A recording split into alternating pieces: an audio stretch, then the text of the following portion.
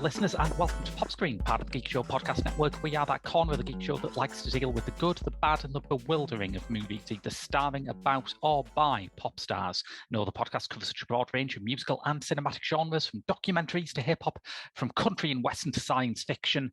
I've mixed those up, but I don't care, because every time I do this spiel, I sound ever more like I'm an auctioneer or something. Yeah. Give me 5. Sold to the man over there.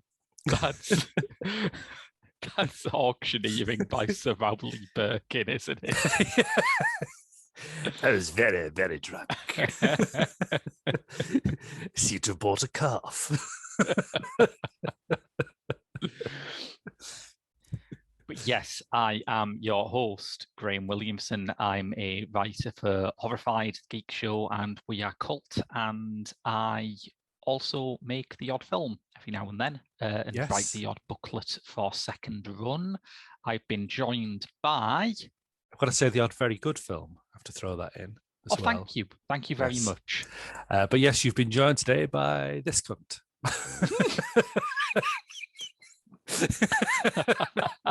Just when the tea's going in, brilliant. Yeah. We're joined by Mark Cunliffe, who also writes for the Geek Show and We Are Cults.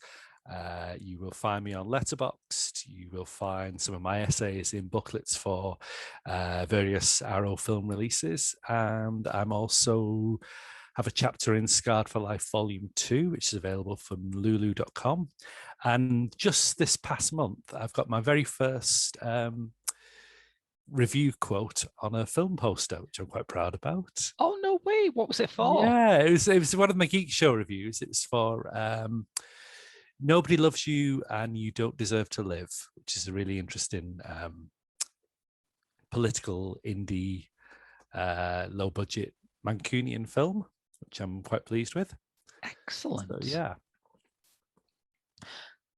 Well, normally on Pop Screen, we like to do artists who've been around for a while, who have some sort of meat to dig into in career terms, who you can do a bit of a deep dive on. But we're venturing into the charts for today's hottest new hit maker, Kate Bush, this week.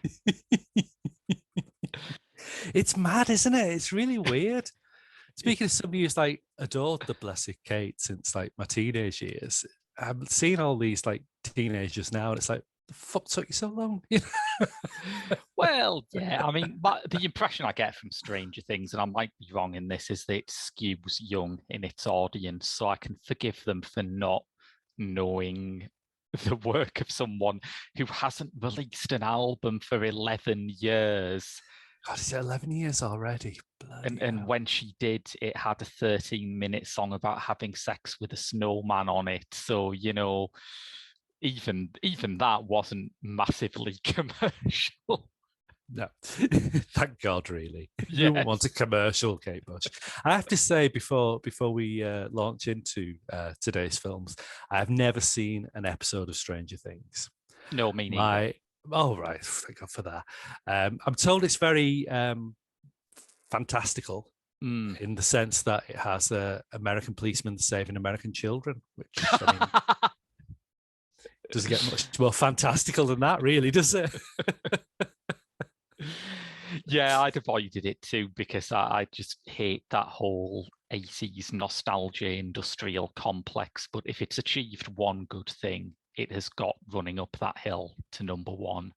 Yeah, that's true. Yeah, we can forgive the idea that, you know, were the 80s great? That sort of rose tinted. Oh Lord, they weren't. Was it John Inverdale, the sports commentator, who once decided to say, he tried to say rose tinted glasses, but it came out rose cunted glasses? I think it was, yeah. I was just reminded of when that sort of first stage of 80s nostalgia was going on with I Love the 80s and shows like that. Yeah, Someone asked Billy Bragg about it, and he said, no, I prefer I Love the 1940s, or as it used to be known, The World at War.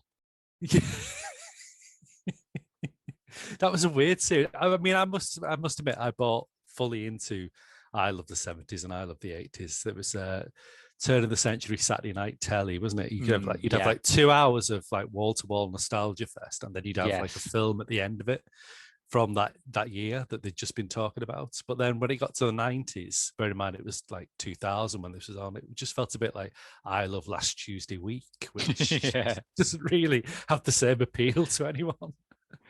I find it a bit unsettling watching things that I actually lived through being sort of flattened out, and all of the actual sort of conflicts and spiky bits that made those eras interesting to live through, assuming they were interesting to live through. I mean, some of them weren't, but they just get sort of smoothed out, and it's this world where everyone was listening to the same things, everyone was watching the same things. It's a palatable existed. Sanitized PG version of the lives we've lived, really, isn't it? Yeah, I was very happy during the 90s, and I still have a soft spot for a lot of 90s culture, but I'm just watching this like first wave of 90s nostalgia establishing itself and just thinking, but it wasn't like that. What are you talking about? That wasn't the decade I remember. I mean, it's possible that I'm wrong, but that's not the case. So well, this is it. I mean, we all have different opinions of the things we've experienced, don't we? Whereas those things are, can you have the same opinion for monetary value, which is all these pundits are interested in, isn't it? Yes. Do you remember this? No. Well, here's 50 quid. Will you remember it now? Oh, absolutely. Yeah. There's a wonderful story Armando Iannucci once told about being invited on to a show about British sitcom history, and he sat there and sort of explained in what he felt were pretty cogent terms, and I'm sure they were, because he's a very smart man, but talk about, how a lot of the official version of sitcom history isn't really true, and there are more sort of complex things going on beneath the surface of a lot of consensus hits. Then at the end, the producer said, "Oh, that's great, and just for link purposes, can you say, and then there was Dad's Army?" It's like when it came out, the only bit of his interview they used at the start of the Dad's Army bit, and then there was Dad's Army. And it continues to be Dad's Army forevermore, every Saturday evening since 1990, I think. Yes. We've already gone wildly off track here, haven't we? Incredibly off track. But this is the atmosphere, isn't it? It's just two blokes just chatting nonsense before we get onto the main sort of this is the starter bit of the menu, isn't it? Well, there is a kind of lead in that I can give, because the first of a double bill, the first time we've done a double bill on Pop Screen, but the first of the two sort of shortish films we're tackling is Kate Bush's self-directed 1993 film, The Line, the Cross and the Curve. And this is based on several songs from her album, The Red Shoes, which my memory was a lot of older, like a lot of adults I knew who were fans of Kate Bush, and I did know, a fair few people in my family were Kate Bush fans. For them, this was the first disappointment they'd had from her, that album. Yeah, I mean, listening to it now, I don't see that, but I do remember at the time, that was the general consensus. Oh, it's a bit of a dud, this, not really her on firing on all cylinders. So it's interesting that, an album that may have been unfairly maligned is the one she wanted to try and break out into film on. Or alternatively, maybe she thought the message from the album wasn't carried across well enough, so she'll try and do a film of it. Who knows? Well, they were made more or less simultaneously, so I guess she may not have had enough time to sort of incorporate the reaction to the Red Shoes in. But could be, yeah. Listening to the songs as they're played here, I mean, and these are the album recordings for the most part, so it's not a case of, oh, they sound better when they're played live because they're not being played live. I developed a theory about this. I think that if you got into Kate Bush as like a teenager during the 80s, those records were just they fitted into the pop landscape and also towered above them. An album like Hounds of Love is using the same kind of instrumental palette as a lot of contemporary synth pop albums, but it's doing stuff that's much more radical in a lot of ways. I think primarily because the rest of the landscape caught up with her at that point. You know, I mean, the sort of the early stuff, you know, using Fairlight when that was not really a tremendously it wasn't real music, was it? Yeah, that was the opinion. And then suddenly within like 3-4 years later, everybody is like using that technology and everybody is pushing for a synth sound, you know. So yeah, it was interesting when you look at the Hounds of Love because it is of that landscape, as you say, but also it towers above it because she's obviously had the experience of playing in that sandpit for a lot longer, really. Yeah. Oh yeah. I mean, I think you can point to something like Running Up That Hill and say that's synth pop. It's superior synth pop, but it is synth pop. And then by the time you get onto the ninth wave, you just think, this isn't Duran anymore. True. But I think some of the backlash to the Red Shoes is from that fan base who came of age with those albums and were maybe getting a bit disaffected by pop as we went into the 90s, as one does as one gets older. I wonder if they listened to this and thought, oh, it sounds like modern pop, because there is a lot of stuff on the Red Shoes where you think she's moved with the times. The title track sounds extraordinary, not the title track, Rubber Band Girl, the lead single, sounds extraordinarily like the stuff that Prince was putting out at that point. And then later on in the album, of course, Prince shows up. Yeah. It's again, it's catching up the landscape, isn't it? And it's sort of then it's feeding off you know, your contemporaries and the people who've come after you, and just generally it's a melting pot. But I get what you mean, because I think, as with any sort of chapter in pop music or the beginning of a decade, there seems to be this kind of, or even the end of a decade for that matter, there seems to be this kind of, is this what it's going to be like? You know, are we still doing this? You know, that you had it with, I mean, most famously, it's the punk rock explosion in '76, really, isn't it? To get rid of everything that happened before it. And I think by sort of like the early 90s, you're kind of thinking, well, we've done that 80s glossy aesthetic to death now.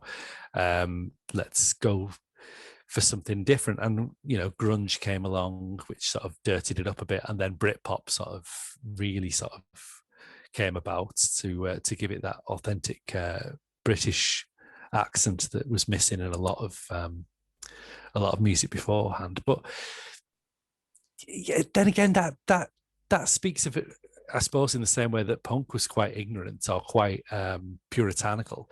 It speaks of that kind of lumping everything together as one mass of something, which it clearly wasn't, because, as you say, there's a lot of weird things going on with most Kate Bush albums to just go, oh, it's that 80s glossy aesthetic again, you know? Yeah, completely.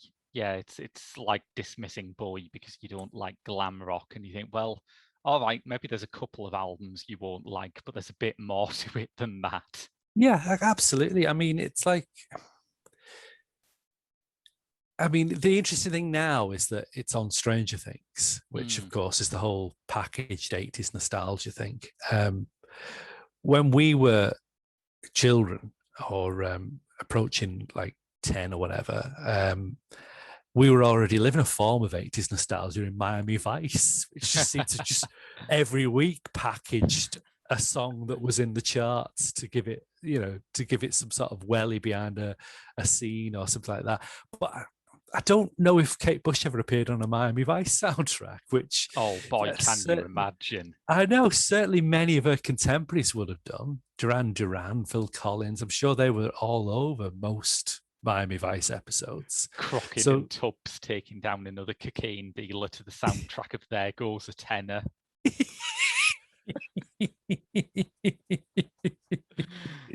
Nobody's trying. I mean, you could imagine running up that hill in that, and of course, you know, it's not like, although America was famously a bit ambivalent towards Kate Bush, and she's still a bit of a best kept secret, although that's probably going to change now with Stranger Things. I think that's another sort of subtext of how people are talking about running up that hill being a hit, that there's this version now, and I don't know how true it is, but there's this version of events where Kate Bush was Britain's best kept secret for ages, and now the Americans have finally discovered her. I think that's a pretty severe oversimplification, but there's a bit of absolutely. Truth in it. Yeah, absolutely. I mean, because when you consider the fact that this woman's work features on She's Having a Baby by John Hughes, and it's quite a memorable scene, and it's quite beautifully done. I mean, this is not somebody that America isn't aware of. It's not like Jonah Louie, you know. We're not just plucking some random musician from the 80s who has had some chart success. It's not famously Dexy's Midnight Runners, who for America are always going to be known as a one-hit wonder for Come On Eileen, but of course have an extensive career and history over here that most America would not know of. Well, I think I've mentioned before, I am a great fan of reaction videos, and when you watch them enough, you can spot certain tropes and subtexts creeping under them. There's an awful lot of ones that seem to react mostly to British stuff, which I think is like America just giving us a comforting hand on the shoulder and going, "You're still cool. You know that. You're still all right." But one nice work, bud. One that comes up over and over again, I've noticed, is Americans, particularly Black Americans, listening to this woman's work and suddenly realizing that Maxwell song they grew up with was a cover. That happens so many times. Yeah, and again, it destroys, like you say, it destroys the myth that. I mean, I'm not going to say that Middle America or most mainstream America knows Kate Bush or is interested in Kate Bush. Perhaps that's changing now, but the idea that the whole of America was completely ignorant of this seminal artist is just ridiculous. If you knew your music, you knew Kate Bush. You know, speaking of American Kate Bush fans, you know who really loves Kate Bush? No. Big Boy from Outkast. Oh, right. Oh, no, I did not know that. He's a massive Kate Bush fan. One day, some like rap website does a regular series where they say, you know, what's your favorite verse? And most people obviously pick something from a rap song, but he picked a verse from Running Up That Hill. Oh, wow. Fair enough. See, it's all coming together then. It is. Yeah. So The Line That Crossed the Curb as a film, I suppose we talk about 80s holdovers, and whereas I think that's an unfair thing to lay on the Red Shoes, which does connect with wider styles and more contemporary styles than that implies. As a film, this is definitely an 80s throwback. It's a throwback to those long-form music videos that Russell Mulcahy and Julian Temple were all making back then. I mean, I watched it again the other night, and the first thing that came to me was I was just shocked that it was 1993, really. Because I thought, hang on, the Red Shoes is about 93, isn't it? And I had to double check, because I think this just feels like 88 or 89 or something like that. And even 88 or 89, it's sort of that kind of thing's had its day. Yeah. I mean, the biggest similarity that came to my mind was, as you just mentioned, then Julian Temple. So it's the one he did with Bowie. Is it Jazzin' for Blue Jean? Thank you. All I could think of was Blue Jean. I couldn't think of the rest of the title. It's that, really, isn't it? It's very similar to that kind of long form music video, short film, whatever you want to call it. Yeah, it's it's had its day by 1993. So it's a curious move from Kate Bush. Somebody, like I say, as we've just started this conversation, to sort of say that her contemporaries were catching up with her, the rest of the landscape had caught up with her. It's a weird time for her to sort of dip a toe in something that everybody else has already done. Yeah, absolutely. Yeah. If she'd have done this for Hounds of Love or The Sensual World, it would have seemed right on trend, but not so much now, I think. It was just an itch that she just wanted to scratch, that, she wanted to see that she could. Because originally, wasn't it supposed to be she was going to ask Michael Powell to do it, or have I just imagined that? She did contact Michael Powell. I don't know if it was specifically like for the directing job or just to pick his brains, but he is one of the like absent friends who's lamented on Moments of Pleasure. Yeah. Along with because it always gets me, the guitarist, and Bill Duffield as well, the lighting engineer who tragically died on the tour. That one always gets me. That, hey there, Bill, can you turn the house lights up? It's the last line. It's quite poignant. Yeah. But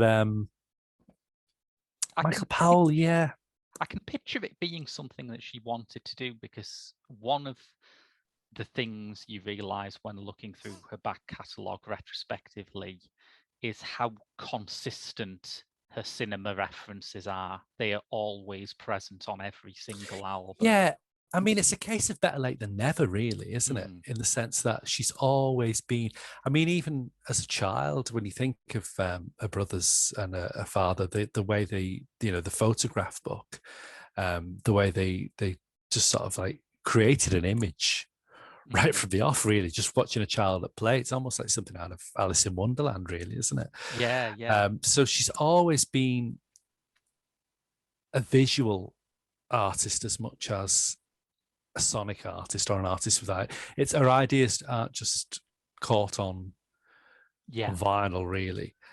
So it is strange that it took her this long to sort of, because the videos are outstanding anyway. Her videos are like mini films as it is. So it's and the weird thing is, videos for like Hounds of Love, Experiments, stuff like that, they're better than this film.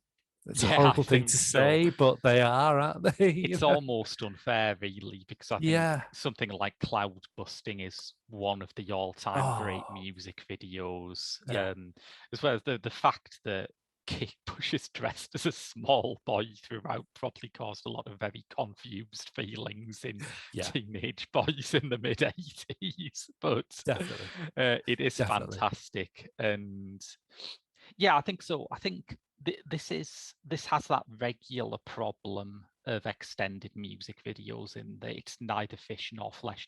If you just cut it up and released it as a series of music videos, which she did eventually do, these are great videos. There isn't a bad one among them.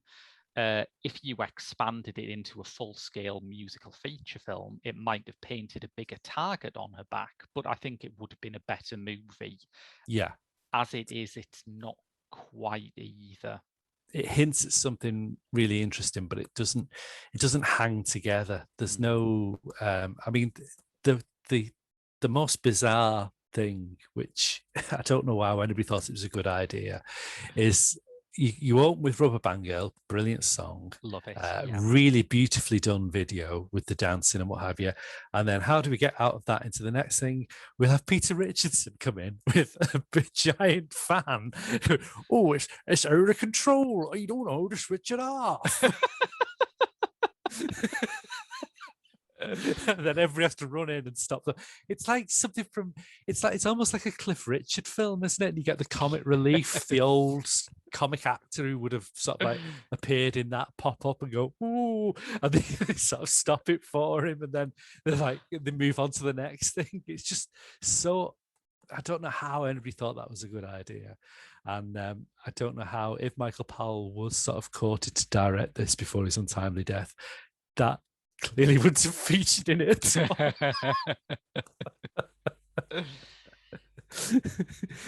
I just don't get why how that is supposed to introduce us to anything.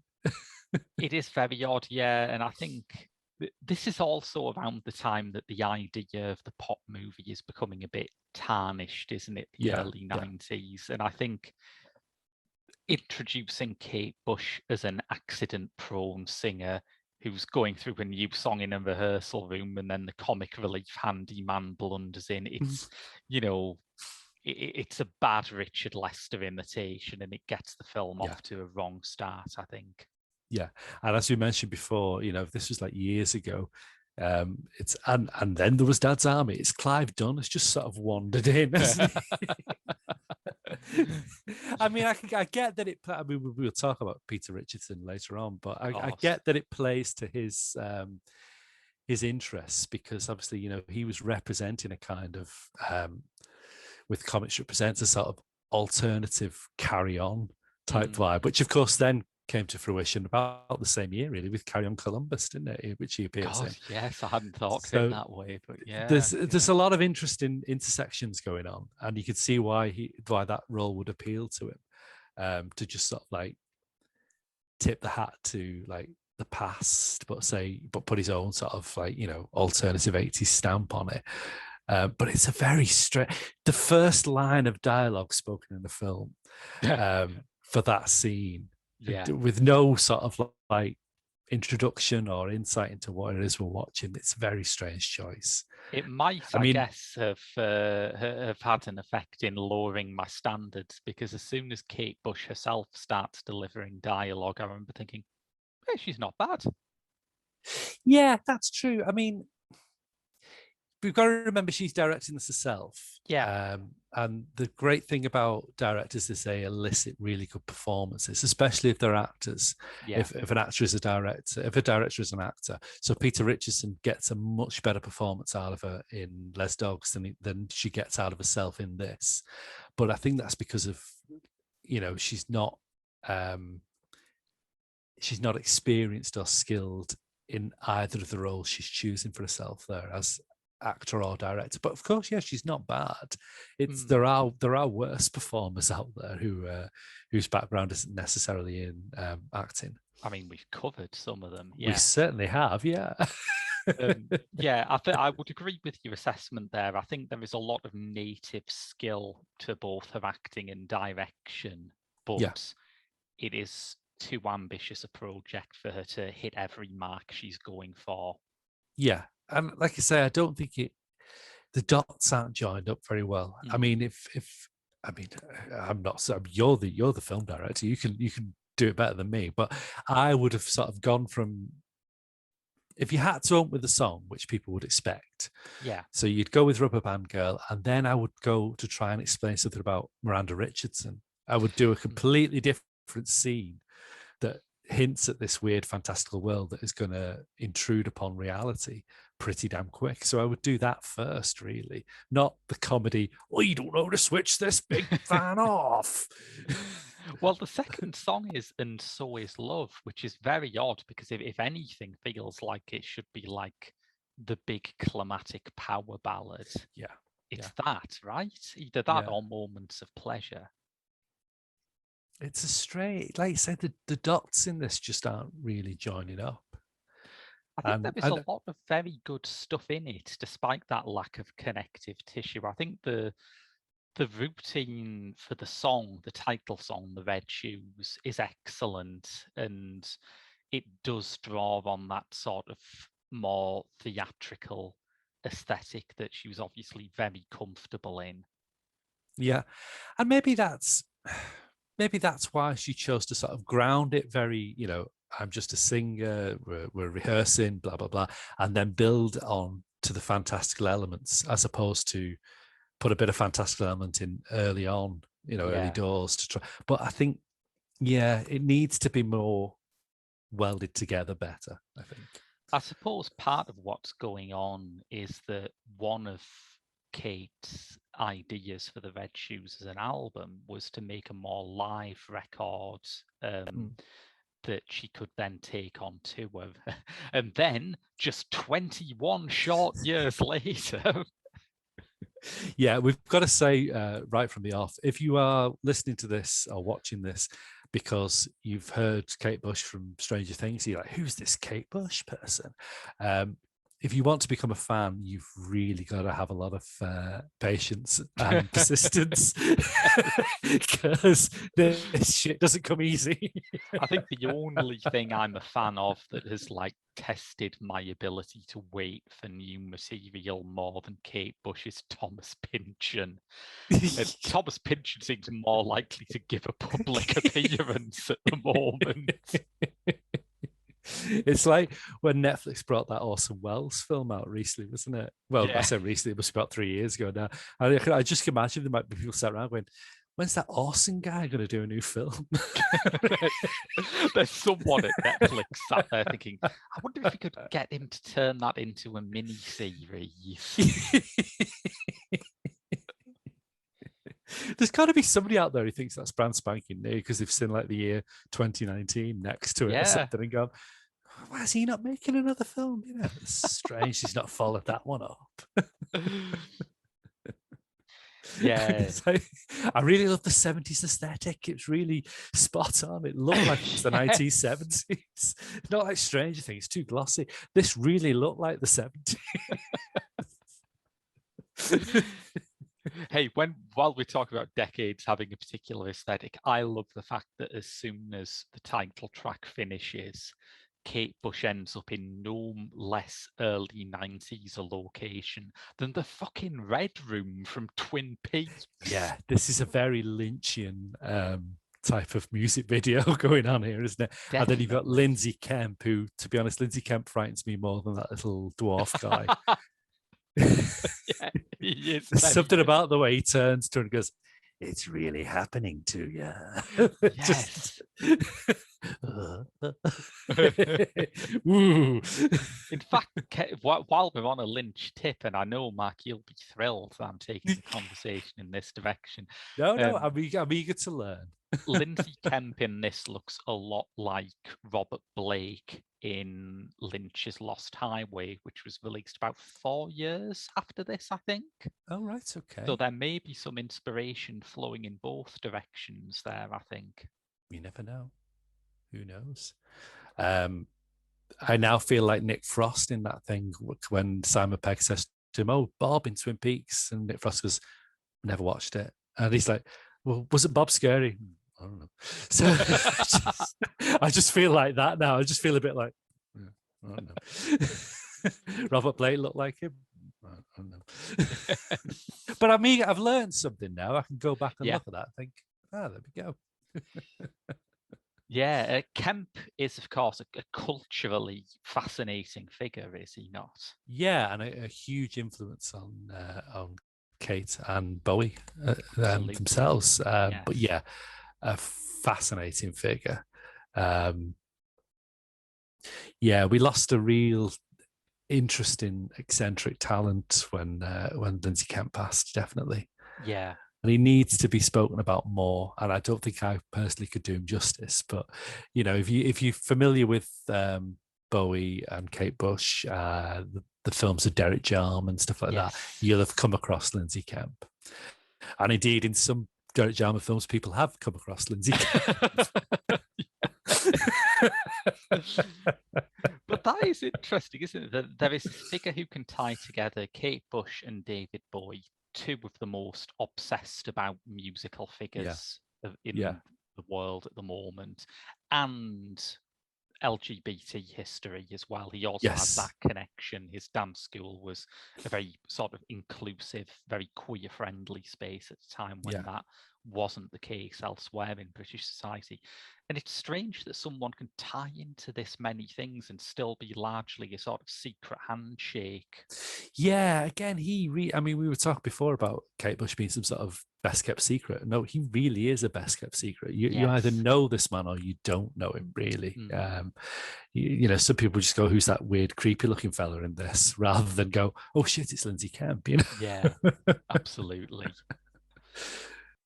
Yeah, it's got a lot of interesting people in. I mean, the big name is Miranda Richardson at that point where she'd just done The Crying Game, and she was a very big name in British cinema indeed.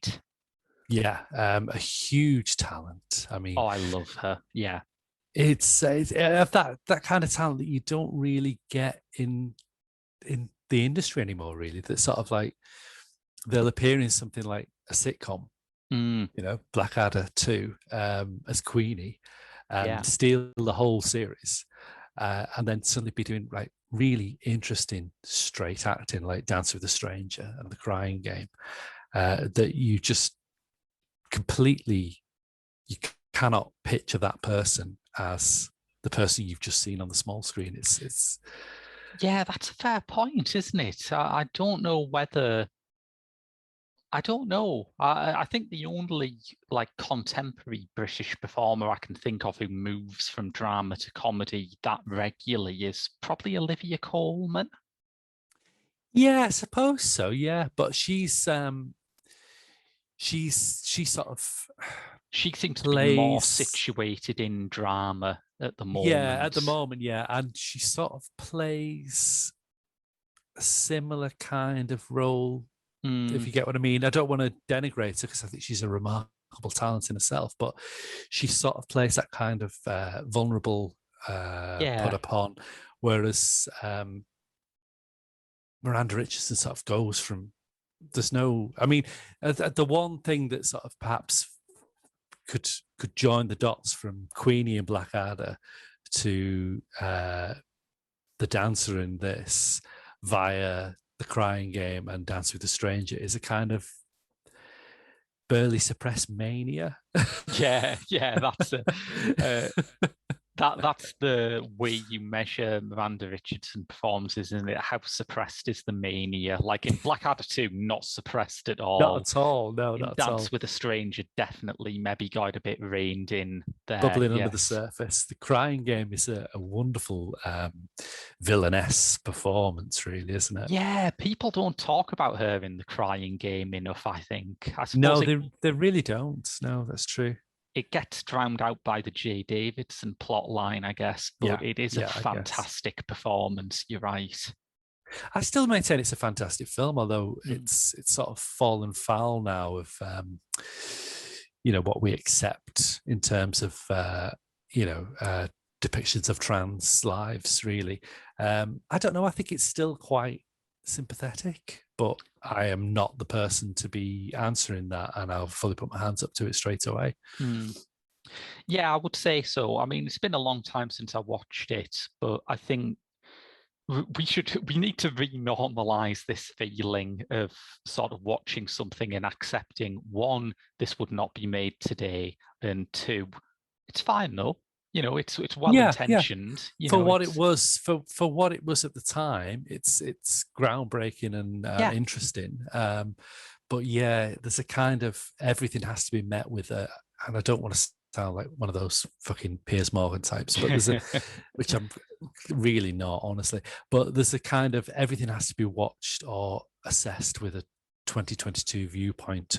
And I think you have to be seen as either for or against that, whereas I think you're not really going to get anything out of older media unless you can see like through both lenses of the glasses, Yeah, and I suppose in a way it goes back to what we were saying before about the I love the 80s and that really. It's the kind of, that was, where you feel like there's just one homogenous consensus of life.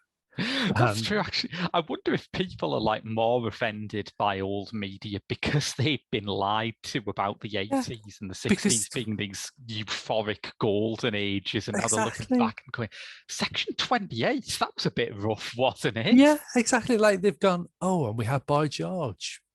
That answers everything, as opposed to we had Boy George, but we also had Section 28. We also had gay bashing and what have you. But you had Boy George, so this film is wrong. You had, again quoting Billy Bragg, you had as Billy Bragg said, Spandau Ballet pouncing about on top of the pops in the Mum and Dad's curtains.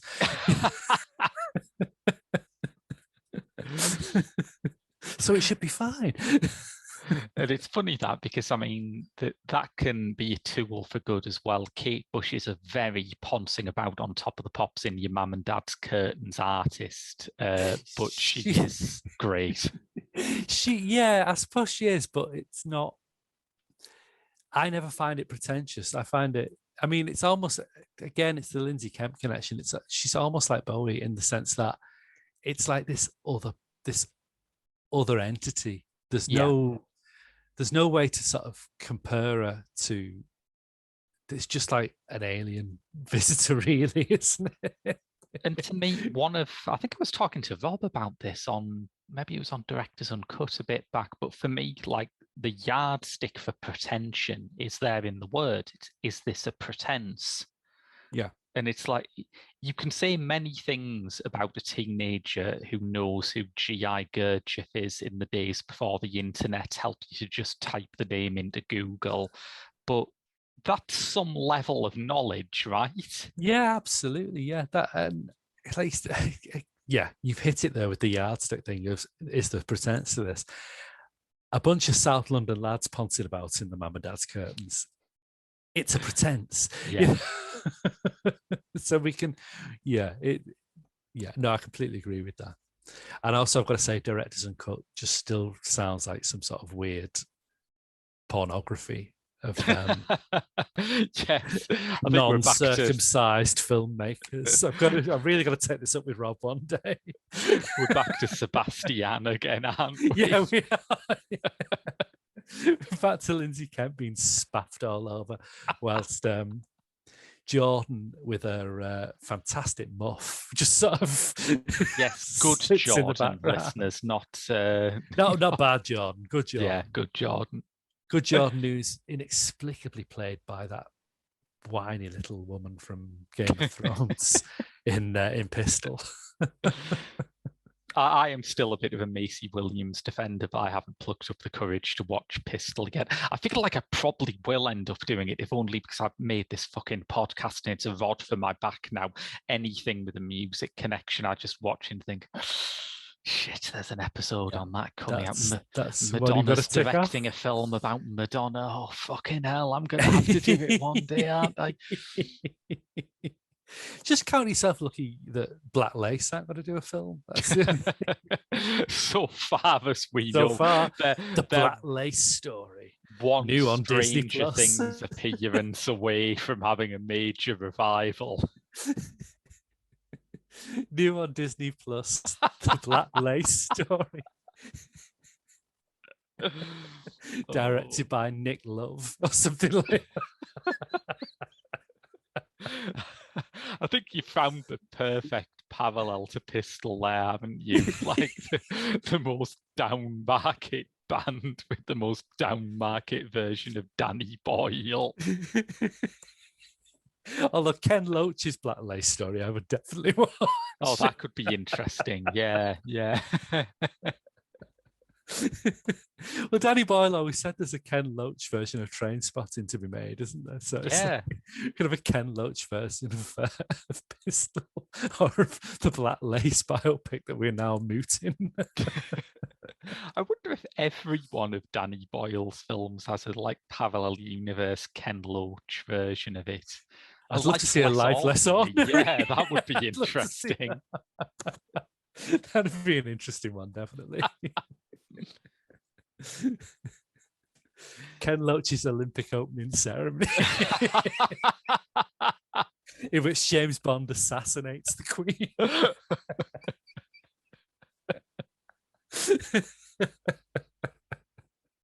Now that I would be down for.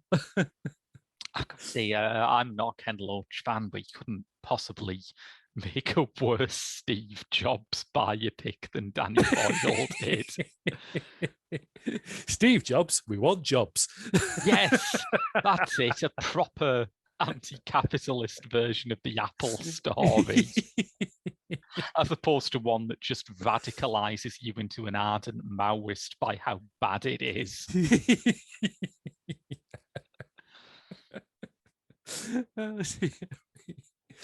But yeah, Miranda Richardson's good. She's good, isn't she? Yeah, I like her. A couple of more connections before we move on to the second half of this double bill, but we've talked about Lindsay Kemp. In between the release of The Dreaming and Hounds of Love, Bush sang backing vocals on Flowers by Zane Griff, which is a tribute to Lindsay Kemp. Oh, right. I didn't know that. Oh, that's something I have to check out then. The other thing is The Mysterious Lily. Yeah, this kind of little old dear who could. I know when we talk on here, we always end up turning it back to Doctor Who, but I could definitely see her in the Seventh Doctor and Ace story. Oh, yeah, that's good. Yeah. Quite easily, yeah. I mean, Ace sort of having to go to her in the same way that Kate Bush goes to Lily in this. Kate Bush would have had the contacts to that because she did, of course, write the 2 Mara stories. Yes. Shall we? I feel like listeners won't understand that unless we vent one of But I love the fact that it won't. So can you imagine if you've literally just, I mean, it's never going to happen, is it? We don't have the pull, unfortunately. But can you imagine if people have just come to this from Stranger Things and now they're being inundated with like Lindsay Kemp being spaffed on, a Ken Loach version of something popular, and now the Mara. Listeners, every fact on this podcast is true. And David Bowie did indeed invent Connect 4. Yes. But yeah, but one of the most hilariously embarrassing corners of Doctor Who fandom, wasn't it? There were two very enigmatic, mystical Doctor Who stories written about a monster called the Mara in Peter Davison's run, and the writer for them, Christopher Bailey, was so reclusive and so hard to find information on that a group of fans looked at Kate Bush's then previous album, The Dreaming, and said it was full of clues that she was the real author of the Mara stories. I'd love it. I'd love that to be true. I'd absolutely love that to be true. Doctor Who magazine managed to track down Christopher Bailey about 20 years ago, which I still think is probably his most recent interview. And they actually mentioned that to him. And he just howled. He thought it was incredible that there was a whole group of people who thought he was Kate Bush. Fantastic. Yeah, I seem to recall, I haven't read that into a long time since I bought Doctor Who magazine, but I seem to recall, like, from tidbits and anecdotes about him, he was some sort of Buddhist who wore yellow socks and meditated an awful lot. So, I mean, that's basically it. Yeah, he was a genius, but he, like a lot of geniuses, he was not cut out for the sort of pacey, collaborative, bottom line focused world of television writing. No, I guess not. But two fantastic stories nonetheless. Yeah, love them. Yeah. There is another Kate Bush Doctor Who connection that I only found out about while researching this, and this is very convoluted. But you remember the video to Babushka, don't you? Oh, yes. Everyone remembers the video to Babushka. Her costume in it was inspired by a book she found with the extraordinary title of Raven, Sword Mistress of Chaos. I bet that was good.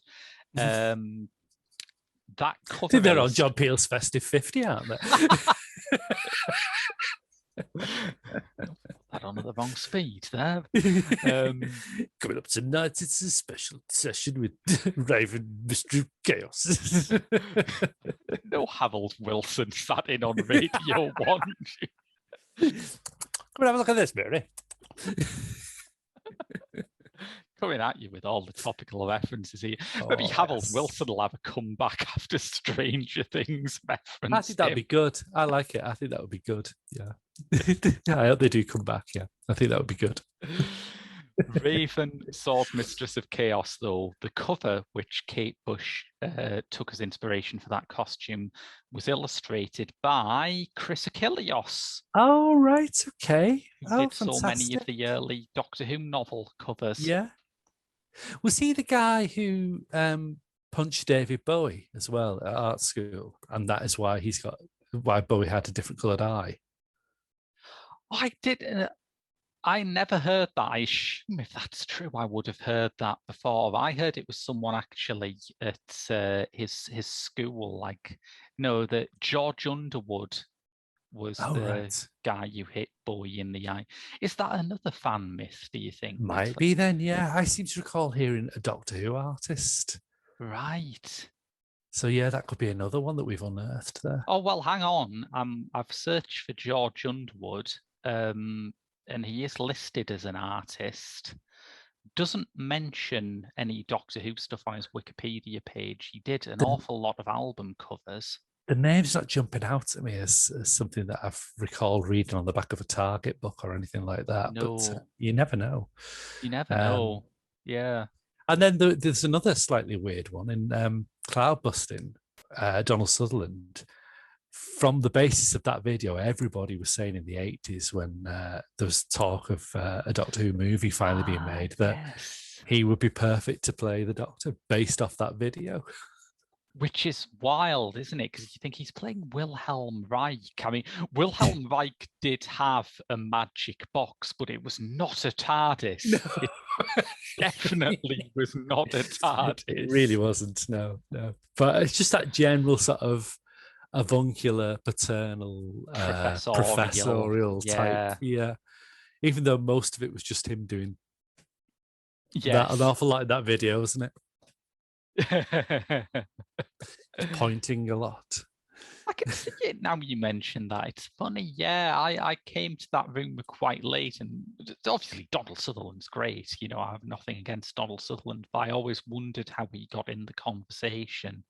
And yeah, that makes a lot of sense. Yeah, it's certainly better than some of the alternatives at the time, such as John Cleese and Dudley Moore, which they basically just go for any famous English person, I think, at that point, weren't they? I think it was, yeah. Tim Curry was a good shout as well, for obvious reasons. That could have been good. Yeah. But we were talking about Lily, and I sort of sidetracked everything with mentioning Doctor Who. Yeah. Yes, Lily. I looked up Lily because Lily is just credited as Lily, and I thought that was very mysterious, especially since it stands out because basically everyone else in this is famous, right? Yeah. Everyone else is from like a British comedy show of the time, or is a dance legend like Lindsay Kemp, or something like that, or is someone you'll know if you've seen Kate Miranda Bush Richardson in a Frida Kahlo eyebrows and a Irish accent. Yeah. So the appearance of Lily, who is just played by Lily, is quite odd. Lily, it turns out, is a spiritual healer from London who the song of that title was actually written for. Brilliant. That's very Kate Bush. Yeah, I like that. That's even more kind of, that's nice. That I like that. I genuinely didn't know that, and I watched it again, as I say, and it come up, and I'm looking at the cast list, and it literally just goes Lily, doesn't it? And you're like, yeah, but who is Lily? But that's fantastic. That, but yeah, she'd have been great in a Doctor Who story. She would, if they'd have carried on into the 90s. Yeah, which, it's criminal that they never did. But the Seventh and Ace should definitely have had an adventure with Lily. It's one of those things too where the rest of the cast are so much of a certain scene that you find yourself kind of going through your head for, was there anyone in Blackadder who looked like that? Was there anyone in Filthy Rich and Cat Flap who had that look? Just the night before I watched this, I watched that Imagine episode about Miriam Margolyes. Oh, I watched that the last week. Yeah. Good, wasn't it? It was. It's great fun. I think it's a shame they sort of literally robbed any reference to a politics out of it, though. That was the only downside for me. It's like, clearly it just shows you how fucking weak the BBC is now, that they can't accept any criticism of current government or any support for left-wing causes. Yeah, although, while I think it was probably done out of cowardice, I do like the idea that we are Trojan horsing this incredibly bolshy pro-Palestinian woman into national treasure status. Yeah. It's National treasure is a term that I use a lot, but it always leaves me a bit uneasy. So I'm now going to call people nationalised treasures, which would be much better, I think. Yes. William Margulies, Maxine Peake, people like that, they should definitely be nationalised treasures. Definitely, yes. I think Miriam Margolyes should be available for the public good when required. Yeah. You want somebody to fart in a lift? Get Miriam Margolyes down. Did she blame it on Alan Clark? Because if so, we've solved that mystery from the Baal podcast. From previous podcast. Yeah, that's true. I'd love it if she blamed Alan Yentob in that kitchen just between the pair of them. That's you there. We should note that after a full BBC inquiry, Alan Yentob has been cleared from charges that he farted in a lift.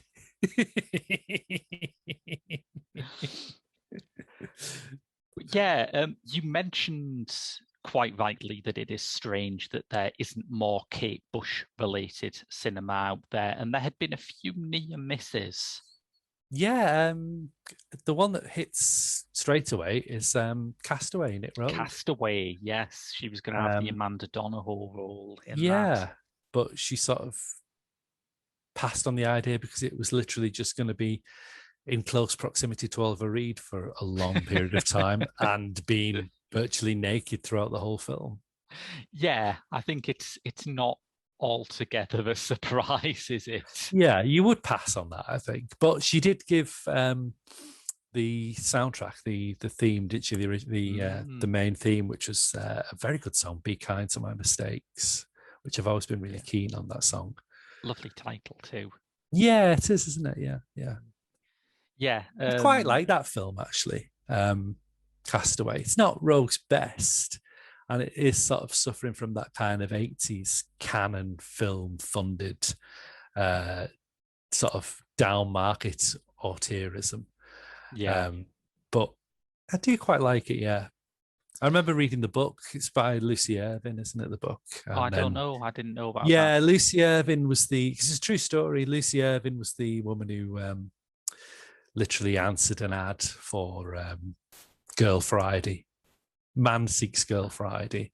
And there's a few books that Lucy Irvin wrote called like Runaway was one of her early ones. She sort of literally ran away from home. So she's always had that kind of nomadic, free-spirited impulse. So she answered the Girl Friday post and became Castaway. And then Gerald Kingsland, who is the Oliver Reed character, he then wrote his version as well, which didn't grab the popular consensus as much as Lucy Irvin's did. No, it doesn't seem to.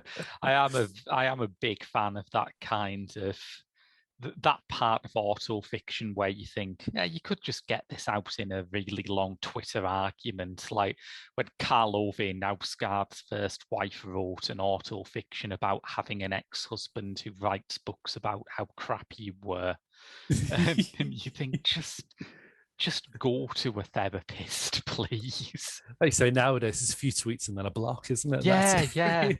Let the rest of the world sort of debate it for you after that. Yeah, but the only real sort of film acting appearance she'd made prior to The Line, the Cross and the Curve was in Les Dogs. Yeah, is it Les Dogs or is it Les Dogs? Well, my French was frequently acclaimed by my teacher as almost supernaturally bad. So I'm not going to say. I think my school report one year said great progress could be made if he would learn to pronounce most pronouns. That would be helpful, wouldn't it? Yeah, that would be helpful. Although I packed in French. When you had to do your choices, so you do 3 years. I packed in French after the third year. So all I remember now is "Où est la gare," which apparently is "Where is the train station?" Défense de fumer, no smoking, and défense de cracher, no spitting. So, So they're the only French that I have, unfortunately. An English teacher of mine had the worst experience trying to bluff French when he was in Bayeux. And, you know, when you're in Bayeux, you want to see local donut shop, I think it is. Yeah, No, absolutely. Yeah. yeah, no, there's one reason why a teacher goes with a class to Bayeux, and he was looking for that. And he wanted to ask a policeman, but he's an English teacher. It's not his job to know French. So he thought, okay, well, Bayeux, you don't need to translate. Where is Uwe? And tapestry? It's probably just tapet or something like that. So he went up to the police and said, "Uwe le tapet Bayeux," and the policeman just looked at him and tried to stifle laughter and then walked off. He asked one of the actual French teachers later on where he'd gone wrong, and she told him that whereas Uwe is correct and Bayeux is correct, the nearest English equivalent to tapet is probably knob jockey.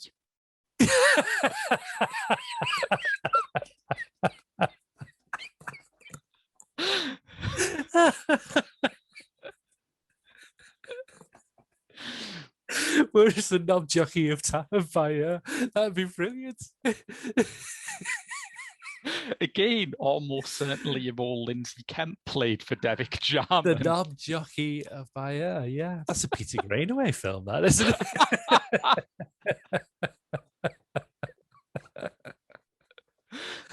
Oh, God, that is good. That is so good. Lay dogs, though. Yeah, but my question still stands. I'm not sure whether it's supposed to be clumsy French, like, or whether it is, I don't know, or whether it is supposed to be proper French. I'm not sure. Having a sort of Franglais name feels like a very wedding band thing to do, doesn't it? Yeah, yeah. And the whole film is a riff on, or a very British idea of absurd, surreal, black European comedy, isn't it? Yeah, it's a bit sort of weekendy, Jean-Luc Godard. It's a bit Bunwellian, that sort of thing. Yeah. Perhaps we should explain to some listeners what the comic strip, the strand that this aired as part of, actually was. Yeah, by all means. Yeah, it's. Do you want me to try it, or do you want to try it? Well, I don't know. I was trying to think of how I'd describe it, really, and it's quite an odd thing. It was basically a series of one-off comic plays with a regular cast that would generally. No, I mean, they changed their run times, didn't they? There were a few of them that were feature length, I think. Yeah. Supergrass. Yes, but I think that was cinematic release, wasn't it? Supergrass, I think. Well, it's very porous, isn't it? It seems to be like people talk about there being a crossover between film and TV now, but this is really a crossover between film and TV, and it's often quite hard to tell which one is a film and which one isn't. Certainly, many of the original Channel 4 ones were used as like support features on various cinema circuits in the 80s. Definitely, I know Strike definitely was a support feature, but yeah, comic strip is a sort of term for a loose collective of alternative comedians that came about in the late 70s. So you're looking at the cream of sort of British comic talent at that time: Alexei Sale, Rick Mayall, Edmondson, French and Saunders, Peter Richardson, Nigel Planer, Keith Allen, various people like that. Yeah, absolutely. Yeah. And Robbie Coltrane, of course, before he was serious actor, Robbie Coltrane was in an awful lot of them. Yeah. At this point, I think this is 1990, isn't it? So I think it had just moved to that. This might be the first series they did for the BBC. Yes, I know. Because originally it was Channel 4, wasn't it? It did say BBC in the end. Yeah, I was looking this up because I've seen a fair few comic strip presents, but I've never like studied them in the depth to which I think they deserve. And this was part of Series 5, which, as you say, was BBC. It divides up very oddly in that it has basically a first half of the season, which is like topical parody, particularly in that form that they inaugurated with Strike, where you play out some parochial kind of British government story as though it's a Hollywood blockbuster. It's my favourite, really, from that season. Is GLC, isn't it? GLC, The Carnage Continues, with a theme song by Kate Bush. Kate Bush, yes. Ken, who is the funking sex machine? Ken. Which, yeah, not many people are going to sing that about Ken Livingstone now, unfortunately. But probably not. No. I still stand by it. It was. I remember you mentioned Ken back when Kate Bush made a sort of comment about Theresa May that a lot of people interpreted as her being pro-conservative, and she later said that was misinterpreted. But as you said, you cannot sing Ken and be a Tory. It's not possible. It's just impossible. It's just impossible. But Ken's a brilliant. GLC, sorry, is a brilliant. Well, Ken's a brilliant song. I do love that song, actually. But because again, with that song, there's no sense of a musician just running something off as a joke. There's some real drive, commitment, and power behind that song, as well as its tongue being firmly in cheek. But I think also, we are going back to the thing about Kate Bush always being an essentially cinematic musician, that all of the soundtrack work, is something that she puts serious passion behind. She doesn't just do it to cash in. Yeah. I mean, it's a song. It's not like 30 seconds of a song that is just played on a loop, which it could have easily been, because it just fits the half-hour film. You could just do something for 30 seconds, run it off, and just put it on a loop throughout the background. But it's a proper commitment. But GLC and parts 1 and 2 of South Atlantic Raiders, which is a Falkland spoof. Falklands one, yeah. That's the first half of the series, and then the rest of it goes into a sort of odd, like, spoofs of art house cinema, which nowadays seems extremely esoteric, because most television doesn't trust you to have seen anything other than other television shows. This is it. It's much more of a it knows its audience. It knows its audience are probably they're familiar with Time Out or something like that, So it knows its audience are going to know some of the allusions it's riffing on, and if they don't, then just stay for the jokes. I don't think it's really dependent on that in a way that maybe like Spaghetti Hoops, which is a parody of Italian neo-realist films. And that's in that series. It was it's a true story, though, isn't it? Is it? It's based on the book. I think it's called God's Banker. I think his name was Calvi. Oh, Roberto Calvi, right? Right. So Nigel Plain is playing Roberto Calvi in that.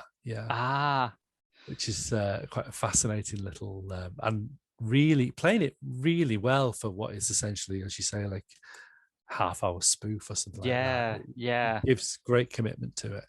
But Lay Dogs, I don't think quite sort of, it's a very loose spoof. Like I say, it reminded me a lot of Weekend, but I don't think you have to have watched Weekend in order to get it, and I don't even think there are direct references to Weekend. If anything, no, it's just, it shares the same kind of humor, I think. It's a general sense of atmosphere or genre, if you want to try and say that sort of Godard type thing. I mean, I've not seen Weekend, but I can pick up the fact that this is clearly some sort of riff on French surrealism. But it's a wonderful little film, really. I was really charmed by it. I'd never seen this one before we did this, and I do think there is real ambition and scale in it. And nowadays when people talk about television being cinematic, what they mean is that they've spent a lot on the camera. This is a film where they seem to spend quite a lot on what's in front of the camera, which is novel, but I think it could catch on. It's true. The great thing about Peter Richardson, I do think he's one of our most unsung directing talents, really, because he is an auteur in a very traditional sense. But the sad thing about him is that his best work is cinematic, but it's cinematic on television as opposed to on cinema. When he's tried to make the break to cinema, he's always failed. It's like he did the Stella Street movie after a good 3 series of Stella Street on BBC Two. He then did a movie of it, and it was crap. And then you've got Churchill: The Hollywood Years, which is a kind of comic strip film in all but name, which again riffs on that idea, as you say, of a sort of parochial moment in British history that has become bastardized by a Hollywood blockbuster interpretation. So obviously it's like, let's tell the story of Winston Churchill, but if Winston Churchill was a young, attractive American played by Christian Slater. But again, funny ideas, but terrible execution. It just didn't really do well as a cinematic film. Whereas I think there's some funny things in Churchill: The Hollywood Years, but it's strange that it feels far more like a television movie than a lot of the actual television episodes of comics. That's exactly it. The vision and the scope and the dynamism that he puts in on the small screen just seems to just disappear once he gets to the big screen.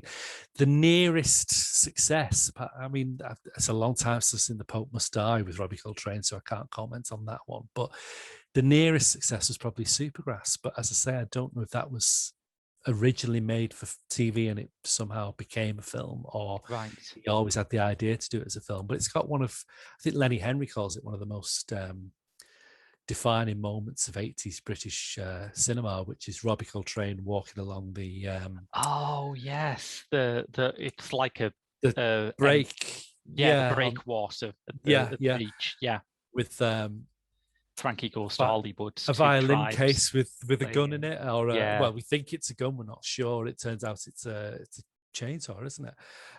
Or a suitcase with that in, and 2 Tries by Frankie Goes to Hollywood. It's a fantastic piece of cinema. It just so, I mean, it's not often I agree with Lenny Henry on most things, but I mean, that is something that I would tip my hat to say, you know, fair play to Lenny Henry. You can see that, you know.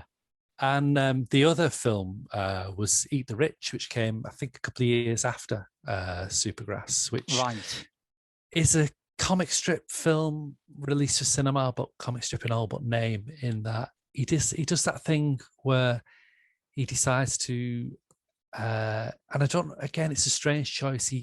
He's created an ensemble of comic talent that you would expect to see in all these things. And then when he got the chance to do a big movie, he doesn't feature them in any significant roles. They're sort of like background sort of supporting players. Instead, I think the closest sort of regular was Robbie Coltrane. He has a major role, and the lead role is by Alan Pillay, who is a sort of non-binary cabaret performer, which I remember at the time he's an acquired taste, let's say. He's a bit of a Marmite person, and not a very good actor. So to try and put an entire film around, I'm saying he. It's not he, obviously, is it? Yeah. Well, he would have identified as he at the time, I guess. But now I suppose that they identify as they. So he's shit. Yeah, it's okay. I've been spending quite a lot of time talking about Sophie Hagen recently, who I've become a real fan of, and I'm very confident one day my fandom will extend to correctly gendering them without having to think about it. It'll happen. Yeah, I hope so too. It's a struggle, and I know I as soon as I said I think it's shit. No, but yeah, they were an acquired taste back then, and it's weird that they were given the opportunity to essentially front a film. I'm sure Paul McCartney has a cameo in that film as well, which again, it's just weird. There's a lot of weird famous faces in the background. Yeah. Well, something which he certainly stuck to with Les Dogs, which has all of the regular comic strip presents characters in: Sale, Richardson, McKinney, all of them. And also, of course, Kate Bush as the bride. Yeah. Yeah, it's I tried to I actually looked today to try and find source for this, but I'm sure I couldn't find it, but I'm sure I've heard it somewhere, and it might have been Dawn French that said it, that Richardson only cast Kate Bush in the role because he wanted to kiss her. And I'm sure it's a teasing little comment, because I don't actually think he does get to kiss her in the whole film. No, I think every time happen. he goes in for a kiss, he's sort of snapped back to reality, isn't it? It's quite weird because it has this element in it very prominently of a sort of comedy of sexual frustration, of someone who falls in love with a woman who's involved with someone else, then constantly gets thwarted as he tries to get to know her. But the world surrounding it is so bizarre that it completely defamiliarizes that very familiar concept. Yeah. I mean, it's an intentionally surreal film. I love that bit at the beginning, where, well, not the beginning, but it's just after the credits, where we're introduced to Richardson's character Victor, who's some kind of urbane businessman, isn't he? A very languid, lounge lizardy type businessman. Yeah. And they've crashed into Les Dog's tour van. Yeah. And his chauffeur's dead in the front seat, and he's on the mobile phone at the back, isn't he? Proper old 80s brick mobile phone, trying to flesh out some deal. And then eventually sort of goes, I've got to hang you up now. My car's just crashed. Yes. Yeah. That's the first indication you get that he's actually noticed this. Some kind of motorway pileup. And before that, you've had that bizarre opening scene with some kind of like vaguely Central American kind of despot in full military uniform talking in an English accent about how he's going to ban cars, and he's supposed to be the leader of the Green Party, isn't he? So in this, but I did not pick up on that at all. It was just completely abstract. They keep screaming at it. I mean, there's Pete Richardson, who co-wrote it, screams, "No, you green bastard, no," or something like that. And then later on, I think Stephen O'Donnell says, when they run out to get the cars, because he's just banned the motor car, and he's like, listen, there's 140 in this. You can go 140. I've got a full tank here. I'm not going to pay attention for that. And it's a horrible phrase, but I'm quoting it. Well, that green faggot tells me, something like that. Yeah. So he's supposed to be the Green Party leader, and somehow they come to power. It's a great little performance from Keith Allen. It's doing his sort of whispering Richard Burton type. He's surprisingly subtle in this, isn't he? Yeah, it's really not a register he goes back to very often. No, that's true. That's true. He's just sort of like swiveling about in a chair, isn't he, and speaking in a very peaceful but eerily sinister kind of voice, while he's sort of pulling on his swagger stick, isn't he? And it ends with that fantastic punchline after. Is it television that he bans next, or something like that? He says, "You'll have to go back to having conversations with each other in a room," which brings me to telephones. Telephone and the racing pigeon.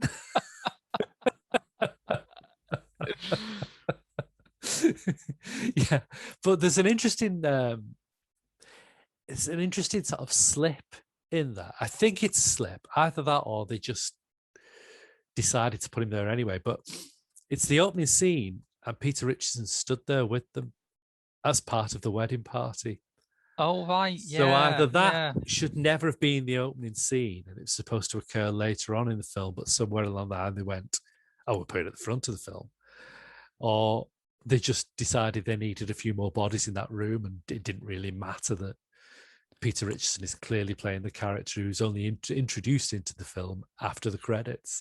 So it's an odd one, that. Yeah, I don't know. It's the sort of film which is so dreamlike that you can just about get away with. Yeah, you could just about say, well, yeah, we expect that. Yeah. It's interesting that he cast Kate Bush as the bride. Bearing in mind, I just think of the wedding list. Even though the violence is being done all around her. Yeah. But it just harks back to the wedding list for me. It's one of those performances that I think is very, I think it's a good performance on her part, but it also takes into account the whole idea of casting a pop star is that some people might not be able to suspend disbelief. And this uses it like a lot of Bowie's performances do, but this uses that to its advantage. If you think of Kate Bush as this very ethereal presence who has no business being in a film with a load of grubby English comedians, you're in luck, because that's basically who she is here. Basically what they're asking for us to convey out there. And they do it by the idea of it's a traditional English preoccupation. It's a class war, isn't it? Yes. So Kate's the daughter of Alexi Sale. The daughter of Alexi Sale and the Miranda daughter of Richardson. Alexi Sale and Miranda Richardson, yeah. What genetics? Yeah. Alexi Sale is clearly some kind of Black Watch officer, would we say? Because he's wearing a kilt and oh, of course, it's a very ceremonial. And Christopher Malcolm's his brother-in-law, and he's in the same get-up. So it's an old sort of landed gentry, military type of establishment family. Yeah. And then Daniel Peacock as the groom. His family are, for want of a better word, white trash, really. Yeah, they're very Essexy, aren't they? Yeah. At a push, you would say they were nouveau riche, wouldn't you? Yeah. But yeah, they look like they look like they've not only stolen the family silver, they're in the process of trying to sell it back to you at a knockdown price. And it's slightly hard to read, isn't it? Because it's like there's never a point in the film where anyone says, oh God, I wish you weren't marrying that commoner or something like that. It's all based on these social cues, some of which have lasted, some of which are a bit inscrutable.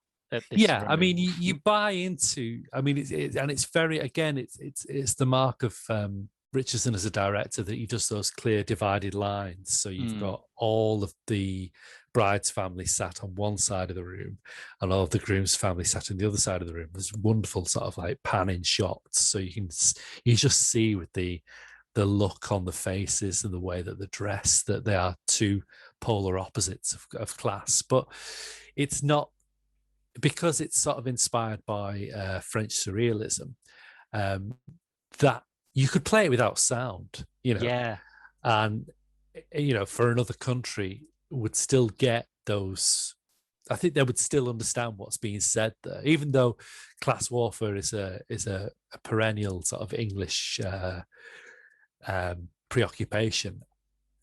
It translates to other countries. I'm certain, the French could easily have done that, with the same sort of success rate. Yeah, I think so. I think sometimes when I watch comic strip present stuff, I do think this is maybe sailing a bit over my head, because I'm a bit like, although I have learned about some of the events they're describing retrospectively, I was not immersed in them at the time because I was a baby for some of it. But it's like, but sometimes I feel like things are flying over my head. And in this one, I did a bit, but it really, it doesn't hurt the kind of odd ambience of the film, which I think is really ambitious. I'm sure that Peter Richardson's writing partner, I'm sure he's actually on record as saying it was a deliberately surreal film, and also on record as saying that they had no way to end it, so they just cut to Christmas. Yeah. So I just thought, well, yeah, it's surreal, isn't it? We'll just go with that, So it is supposed to go over your head a little bit, I think. I don't think it's any harm done by the idea that it's not fully registering or you're not fully following it. Yeah, I also think the ending is odd, because it's one of the few things in it that I thought was a bit more clear, in that you have that final image, which is very memeable, isn't it? It's a meme before its time, of Kate Bush with the kind of glowing eyes. Yeah. And there's a sort of a car crash sound effect, and it leads towards an interpretation that all this weirdness has just been some kind of Carnival of Souls style death dream. Do you know what's just come to me then? I said at the very beginning, Pete Richardson's in the throng around the TV set. Yeah. Of course he fucking is. They're all going to that wedding, aren't they? Oh, of course. Yes. And then there's the car crash. He's already dead, isn't he? Yeah, So he yeah, was part of that wedding party after all. yeah. I think we've just solved this, haven't We've we? just solved Les Dogs. Fantastic. I mean, Yeah, I suppose so. Yeah, I suppose that must be it. Because that must be it. it's the lights, which of course are the headlights. It's the sound of the crashing gears and the collision, and then you're into the credits at the end. So everything else, yeah, I suppose it makes sense now. Yeah, It is. I really enjoyed it, and I think anyone sort of coming to it now, while they will find some of the references a bit abstruse, will be fascinated by how singular it is. It is, and I try and stop myself saying this, but it is impossible to imagine this going on television now. it's so true. It's so true. Well, I can't even remember the last comic strip that was on television. I think it might have been Red Top. I think. Yeah. And that was for Gold or something like that. So, I mean, it's how the mighty have fallen, is it? You've gone from Channel 4 to the BBC to Gold, with a couple of misfiring cinematic releases along the way. It's a shame, really, because, you know, I had the privilege of, I've mentioned before on this podcast, having a very enlightened father who would literally just say, well, there's no, I didn't have a bedtime, you know, so it's just like you go to bed when everybody else goes to bed. And my dad would watch the Young Ones, Filthy Rich and Cat Flap, Comic Strip Presents. So I got to sit at his knee and watch all of those things, and it sort of shaped me who I am, really. One of my fondest memories is watching Bottom in the 90s with him, and just the pair of us pissing ourselves laughing while my mum just wonders what the hell we're giggling at, really. But yeah, and that goes back to it as well. It's a very funny film. It's a really funny film. It's but it doesn't feel like it's pressing for laughs, doesn't it? It doesn't no, feel like it's it's just really going all out for them. Yeah, it's almost like it's so subtly done that it's almost like the laughs could pass you by if you're not careful. But some of the lines are brilliant, like Miranda Richardson trying to convince Kevin Allen's Les Dogs band leader to play. You know, it's like, they're not shooting at you, they're shooting across from you, and we have paid you. So I think the biggest laugh I got out of it, and the one that is maybe most representative of its style, is when I think it's Peter O'Donnell is at the wedding party, and Stephen O'Donnell, Spud Gun. Sorry, yeah, Spud Gun, isn't it? Yeah. Why are you called Spud Gun? Give me a spud and I'll show you. But he said he's like in the middle of this shootout at the wedding party, reloading this assault rifle and just casually going, yeah, they said it was going to rain, but it's actually turned out pretty nice weather all round, hasn't it? It's just I love it. banal English conversation playing out in the middle of a descent into civil war. Yeah, he gets really good lines in that, Stephen O'Donnell. Like I've mangled it up before, but the opening line about, you know, let's get in the cars and just drive and let's finally hit 140 mile an hour or whatever it was. The way he says it, it's almost like a cliche of those. I've got a full tank in this baby, you know, that you'd hear in like American cinema or something like that. But hearing it in a very obvious English accent is just really hilarious. Yeah. But yeah, I mean, I think it's a better performance of Kate Bush. Yeah. Than, I mean, she only gets one scene of dialogue, really, doesn't she? Yeah. But it's more convincing than the dialogue she's given in The Line Across the Curve, perhaps because it's more, even though it's a very surreal, abstract film, that exchange is grounded in reality. It sounds like it's a woman who has prearranged to run away with Peter Richardson's character. So it's a kind of dialogue that you'd expect in an episode of EastEnders, really. There's a reality to it that is not in the rest of the film. Yeah, I think that's fair. And I think even some of the non-dialogue pieces are sort of subtly played. Like there's that bizarre point where the groom is licking her face and she just has this really sweet expression, like this is the day she dreamed of since she was a little girl. And then you wonder why Alexei Sale's fuming on the opposite side of the room. But I'd love to know what Danny Peacock thought about that day. You know, I got to lick Kate Bush's face for a considerable length of time. The only thing that, again, if we were to go from that idea of like, this is not tolerated with 2022 eyes, it's the whole subplot of Peter Richardson then pretending to be a doctor when she's collapsed and sort of sweeping her up off her feet and taking her into a hotel room, whereupon we don't see anything happen, but he's obviously spending some significant time with her in this hotel room while she's unconscious. Although it's the not going whole to fly now. The thing is so uncomfortable and so transgressive that it's I suppose it feels less offensive to me because it's not asking for you to accept it. It's not asking for you to and because it's so abstract and so surreal. It is kind of, but there's a bit of you that does think, "Ooh, this wouldn't get past now." Yeah, and of course, Peter Richardson's character is introduced as a guy making a business deal on an enormous mobile phone, which is like he's a loose sleaze. Which that's how you code someone as a villain in 1980s British cinema, particularly in a comic strip film.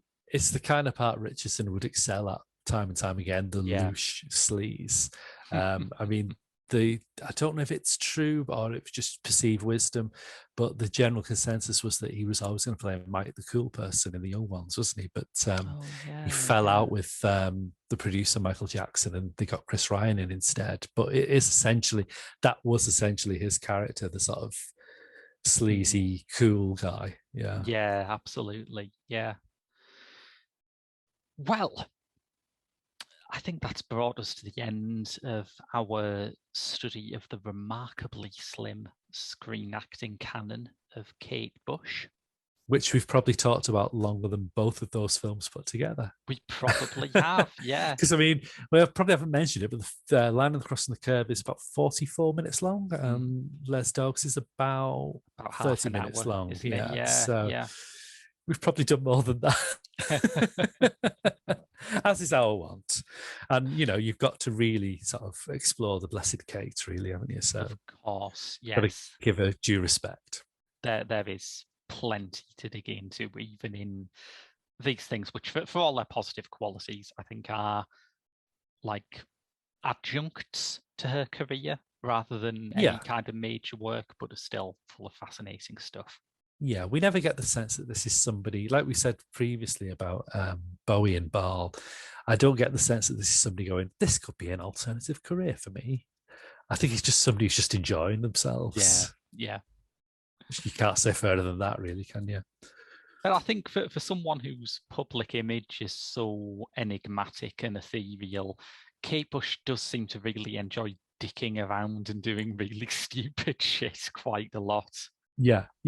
And she was friends with these people, wasn't she? I mean, like you say, Comic Relief and Amnesty International fundraisers. Yeah. So there's that cross-pollination. And she just respected and admired these people. So the opportunity was there and you take it, I guess. Yeah. So if you enjoyed that, we do a Patreon exclusive episode every month, and we should have another one out the day after this episode goes out. So on that Friday, we're doing an episode about Electroma, the Daft Punk movie you probably missed, but which I nevertheless rather like. So if you're interested in that or any of our other exclusives, we are expanding the list of what we do on our Patreon at the moment. You can go to www.patreon.com/The Geek Show. But for everything else, that's been your lot for another week of Pop Screen. I've been Graham. And I've been Mark. And we'll see you next week.